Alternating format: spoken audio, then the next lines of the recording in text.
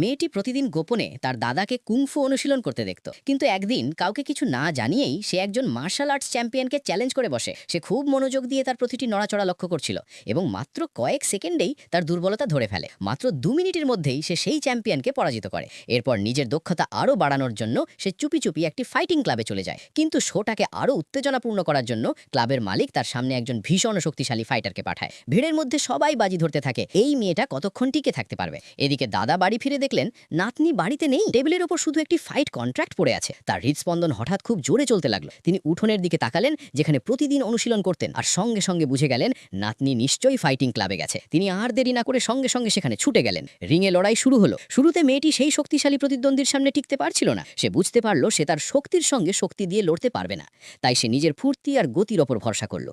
প্রতিটি আঘাত এড়িয়ে যেতে লাগলো। তারপর সুযোগ পেতেই এক আঘাতেই সেই লোকটাকে মাটিতে ফেলে দিল। মেয়েটির মনে হলো সে জিতে গেছে, কিন্তু ঠিক তখনই প্রতিদ্বন্দ্বী তার পকেট থেকে একটি বড়ি বের করে খেয়ে নিল। মুহূর্তের মধ্যেই তার শক্তি আর গতি কয়েক গুণ বেড়ে গেল। এখন মেয়েটির আঘাতে তার কোনো প্রভাবই পড়ছে না। সুযোগ বুঝে সে মেয়েটির কবজি চেপে ধরে একটি ভয়ঙ্কর আঘাত করলো। মেয়েটি সঙ্গে সঙ্গে অজ্ঞান হয়ে মাটিতে লুটিয়ে পড়ল। কিন্তু লোকটি এখানেই থামল না। সে ধীরে ধীরে পা তুলল শেষ আঘাত করার জন্য। ঠিক সেই মুহূর্তে দাদা সময় মতো সেখানে পৌঁছে গেলেন। এক পা বাড়িয়েই তিনি সেই আঘাত থামিয়ে দিলেন। প্রতিদ্বন্দ্বী পুরো শক্তি প্রয়োগ করলো, কিন্তু দাদার পা একটুও নড়াতে পারল না। দাদা একটি শক্তিশালী কিক মারলেন আর লোকটি অনেক দূরে ছিটকে গিয়ে পড়ল। তারপর দাদা তার নাতনিকে কোলে তুলে নিয়ে ঠান্ডা গলায় বললেন, এখন আমি তোমাকে দেখাবো আসল ব্যথা কি জিনিস। এর মূল্য তোমাকে দিতেই হবে। নেক্সট পার্টের জন্য সাবস্ক্রাইব করুন।